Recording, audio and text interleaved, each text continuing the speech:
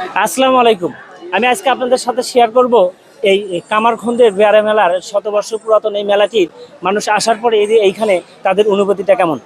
আসসালামু আলাইকুম। ওয়ালাইকুম চাচা ভাই আসসালাম। কেমন আছেন? আলহামদুলিল্লাহ এই ভালো যে এই লাগছে। মেলাটি, এই পুরনো মেলাটিতে এসে আপনার কেমন লাগছে? ভালো লাগছে। এই মেলায় আপনি কতবার আসলেন?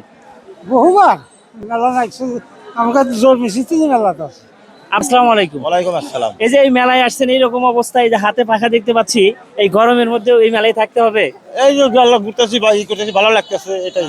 অনেক ভালো হ্যাঁ, লাগতেছে। অনেক ভালো লাগতেছে। আর বাপ দাদা করে শুনছি এটা বিহার মেলা বহুত দিন ধরে লাগছে।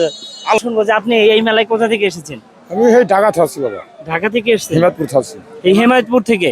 প্রিয় দর্শক, এই মেলাটি পুরাতন মেলা। এই মেলাটির নাম শোনার পরে মানুষ দূর দূরান্ত থেকে এই মেলাতে আসে।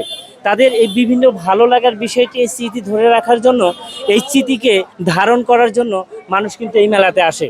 তা আপনারা যে যেখান থেকে যেভাবে দেখছেন এই মেলাটি, আমরা এখন অবস্থান করছি এই মেলায়। বৈশাখ, পুরো বৈশাখ জুড়ে প্রত্যেক শনিবার অনুষ্ঠিত হবে।